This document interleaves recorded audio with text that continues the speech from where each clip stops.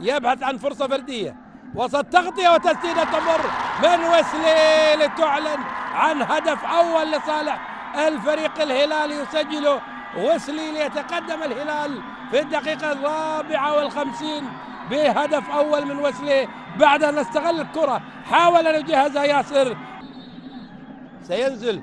شوف تجهزت أمام ويسلي، أي نعم تعامل معها بشكل جيد، ولكن تبديل يأتي الآن من فريق الهلال، يسجل هدف للا شيء من ويسلي. والياسر القحطاني يتقدم، ياسر يسجل الهدف الثاني.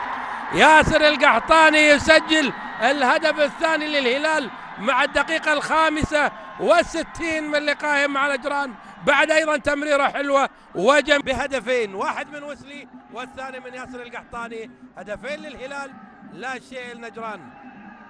كرة هذه الإعادة بلا شك، الكرة الطويلة، التمريرة الحلوة التي جاءت لياسر، استطاع استثمارها بشكل جيد من سلطان البيشي والسيطرة عليها، وبالتالي الهلال 2 نجران لا شيء.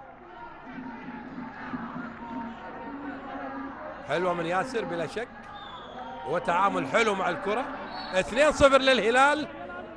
سيبحث أيضا نجران عن تعديل الأمور، وإن كان سيجد طبقات متناسقة تعزز مهارات اللاعبين في هذه الكرة. ياسر القحطاني يلعب كرة، وبالتالي يسجل الهدف الثالث للهلال من ركلة جزاء.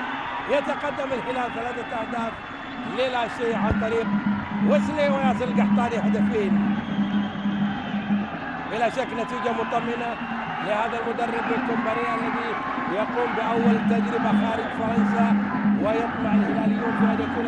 شوف هذه الإعادة، لعب الكرة بشكل جيد رغم أنه ناصر السيحري التم باتجاه الزاوية المطلوبة، ولكن ياسر لعبها أيضا بشكل جيد. هو الآخر قائد الفريق الهلالي.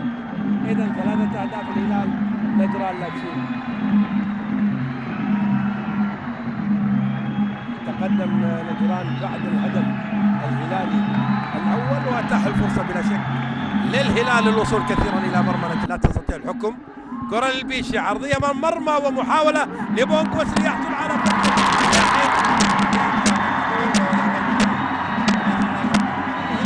على هدوئه في التعامل مع الكرات، وبالتالي يسجل هدفا رابعا لصالح الفريق الهلالي مع الدقيقة 76.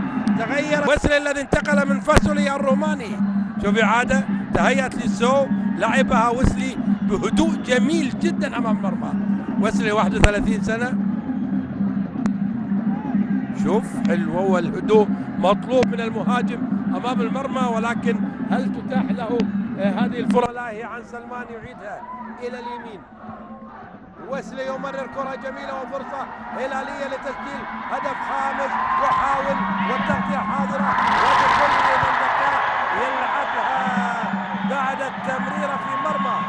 من النتائج الثقيلة في مباريات هذا الموسم، 5 أهداف للا شيء. وإذا ما استعرضنا النتائج الثقيلة أيضا في الموسم القادم أو الماضي عفوا، نجد أنه البيشي يتقدم، يهيئ حلوة إلى اليسار، بينية جميلة لويسلي، والهدف السادس للهلاليين في مرمى نجران اليوم، وبالذات في الشوط الثاني، وهي نتيجة طبيعية لأداء الهلال والانفتاح اللعب أيضا من الدفاعات النجرانية. يتقدم الهلال ب6 أهداف، ثلاثية منها من ويسلي، وثنائية من ياسر القحطاني، وواحدة من سلمان الفرج.